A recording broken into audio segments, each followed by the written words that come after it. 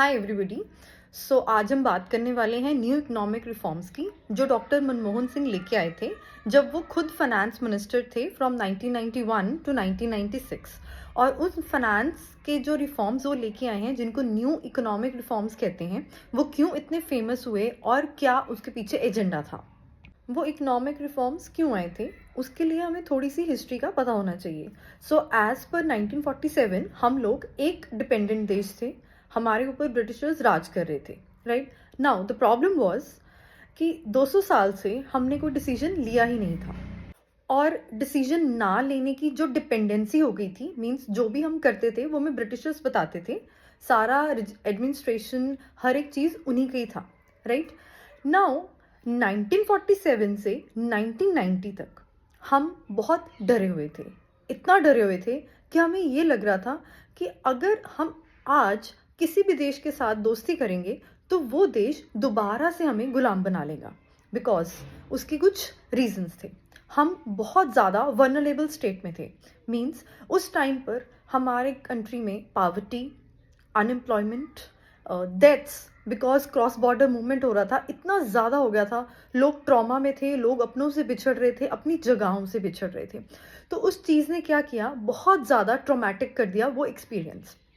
फिर हमारे जो न्यूली इलेक्टेड प्राइम मिनिस्टर थे उन्होंने सोचा कि नहीं, अब इंडिया किसी का दोस्त नहीं है और कोई किसी की दोस्ती हमें मंजूर नहीं है। मींस हम एक क्लोज्ड इकोनॉमी में काम करेंगे।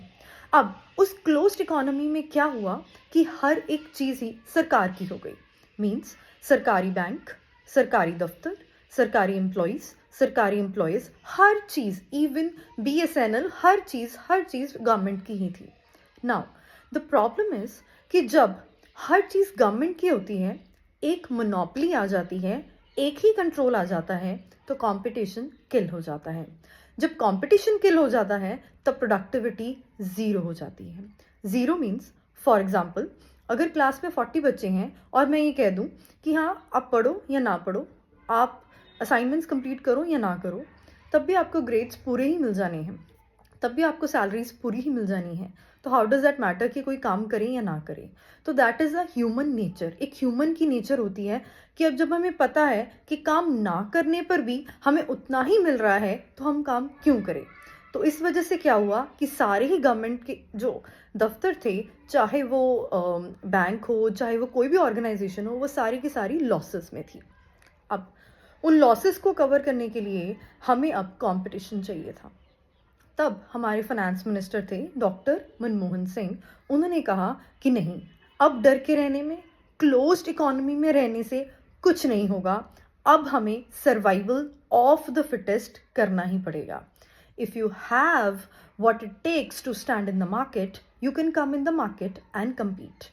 और उस पॉलिसी को न्यू इकोनॉमिक रिफॉर्म्स कहते हैं। न्यू इकोनॉमिक रिफॉर्म्स में उस पर्टिकुलर पॉलिसी को LPG पॉलिसी कहते हैं। LPG पॉलिसी की फुल फॉर्म है liberalisation, privatisation, globalisation. Now what do we mean by liberalisation? कि हमने हर चीज़ में रेड टेपिज्म नहीं लेना है। रेड टेपिज्म मतलब हर चीज़ में कागजी कार्रवाई की ज़रूरत नहीं है। सिर्फ 7 ऐसी इंडस्ट्रीज थी जो गवर्नमेंट ने अपने कंट्रोल में रखी, बाकी सारी इंडस्ट्रीज फ्री कर दी। Second was privatisation. अगर कोई भी सेक्टर है जो प्राइवेट सेक्टर है, कोई प्राइवेट इंडिविजुअल है जिसके पास पैसे हैं, वो प्राइवेट स्कूल खोलना चाहते हैं, प्राइवेट हॉस्पिटल खोलना चाहते हैं, वो खोल सकते हैं। Third was globalisation, become friends with people. हमारे को बाहर से लोग भी चाहिए थे, हमारे को बाहर से पैसे भी चाहिए थे, हमारे को बाहर से चीज़ें भी चाहिए थी, ताकि सर्वाइवल ऑफ द फिटेस्ट हो पाए, ताकि हमारे लोगों को भी पता लगे कि कंपटीशन जब आएगा तभी प्रोडक्टिविटी इंक्रीज होगी। और उस टाइम पर 1991 में जो इकोनॉमिक क्राइसिस हमारी कंट्री में ड्यू टू क्लोज्ड इकोनॉमी आने वाला था, वो डॉक्टर मनमोहन सिंह ने बहुत अच्छे तरह से रिवाइव किया। इतना रिवाइव किया दैट फ्रॉम 1991 टू 2008 एक गोल्डन एरा था, एक गोल्डन पीरियड था इंडिया का, जिसमें सब बिजनेसेस फ्लरिश कर रहे थे। Thank you.